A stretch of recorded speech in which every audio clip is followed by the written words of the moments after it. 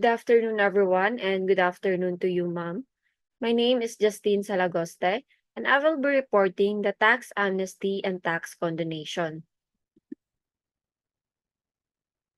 So what is tax amnesty? So ang tax amnesty means ang government ay nagbibigay ng fresh start or change sa mga taong nagkamali sa mga taxes nila in the past. Pwedeng hindi sila nagbayad, hindi sila nag-file, or naglabag sila sa tax rules. Nakakatulong ito para maayos ng mga taxpayers yung records nila and also helps the government recover some revenue without going through long legal process. And what is tax condonation? Tax condonation, or also known as tax remission, is the government voluntarily cancels or forgives a person's unpaid tax. Usually dahil ito sa mga good reasons, gaya ng financial hardship or na mga natural disasters. Kahit na ang means nito is collecting less tax, it can still be good for the government. In a long run kasi, ina-encourage nito ang pagiging fair at maayos na relationship sa mga taxpayers. Tax amnesty versus tax condonation. So amnesty covers both civil and criminal liabilities, meaning kung ang taxpayer is nilabag yung law, for example, hindi siya nag-file ng returns, pinapatawad pa rin ng amnesty ang parehong tax debt and the consequences gaya ng penalties and jail time.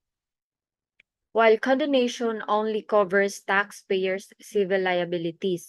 So, ibig sabihin, pwedeng i-cancel ng government ang unpaid tax debt, but it does not forgive any criminal acts. For example, kung ang taxpayers is nakakumit ng fraud or crime, pwede pa rin itong mapatawan ng legal charges. Amnesty forgives past tax violations. So, it is used to clear past mistakes. For example, kung ang taxpayers is hindi nag-file or nagbayad ng taxes for the past 5 years, they can apply for amnesty to erase those violations. While condonation applies prospectively to unpaid balances, meaning taxpayers' previously paid portion will not be refunded. So, ginagamit naman ito para sa current unpaid tax debts, but it doesn't deal with legal violation from the past. Tanging yung pag-cancel lang ng tax na hindi pa nababayaran ang cover nito. Pero kung nakabayad ka na ng tax mo before condonation, hindi mo na makuha or hindi na mabalik sa'yo yung pera. Kasi condonation only affects the remaining unpaid part.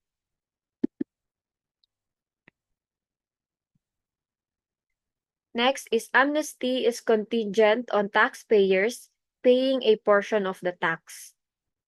So meaning kahit na napagbigyan ka sa penalties and legal charges, kailangan mo pa rin mabayaran yung part ng tax as condition to be granted by amnesty. While condonation doesn't require payment. So dito pwedeng i-cancel completely ng government ang unpaid amount mo, especially kung unable ka na to pay. Taxation laws and tax exemption laws. Taxation law refers to any law that arises from the exercise of the taxation power of the state. So, taxation power of the state means the government legal authority to impose taxes. And taxation law is all about the laws that explain how taxes should be collected, who must pay them, o kung magkano ang babayaran nila, at anong mangyayari kung hindi sila magbabayad. So there are two types of taxation laws. Number one is tax laws. These are laws that provide for the assessment and collection of taxes. Examples: the National Internal Revenue Code or NIRC. Ito ang main tax law ng Philippines. Kasali ang rules dito about income tax, VAT, estate tax, and more. The Tariff and Customs Code. So, cover ng law na ito ang mga import and export taxes such as custom duties on goods entering or leaving the country. The Local Tax Code. Ito ang mga rules na ginagawa ng local governments like cities and provinces para mag-collect ng local taxes such as business permits. The Real Property Tax Code. This law governs the tax you pay from owning land or buildings. Tax exemption laws. These are laws that grant certain immunity from taxation. Examples, the minimum wage law. So, ang mga workers na nag-earn ng minimum wage are exempted sa pagbayad ng income tax on their wages. The Omnibus Investment Code of 1987. Nagbibigay ng tax incentives or exemption sa mga business that invest in key industries to encourage economic growth. Barangay Micro Business Enterprises or BME law. So, ang mga small businesses under sa law na ito can be exempted sa income tax para matulungan sila na mas mag-grow pa. Cooperative Development Act. So, registered cooperatives, for example, sa farming, pwedeng hindi na sila singilin ng taxes para masupport ang development ng community natin.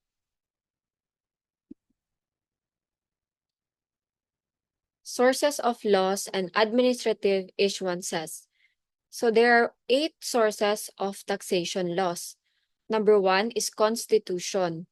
So, ito ang highest law of the land. And it also gives the government the power to tax, set limits, and principles. Number 2 is statutes and presidential decrees.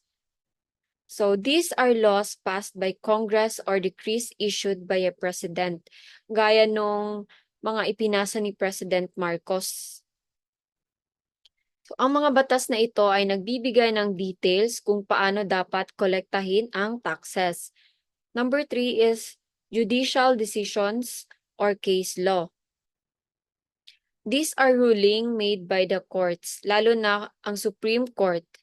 If there's disagreement about how a tax law should be applied, the court's decision becomes a legal reference for similar future cases.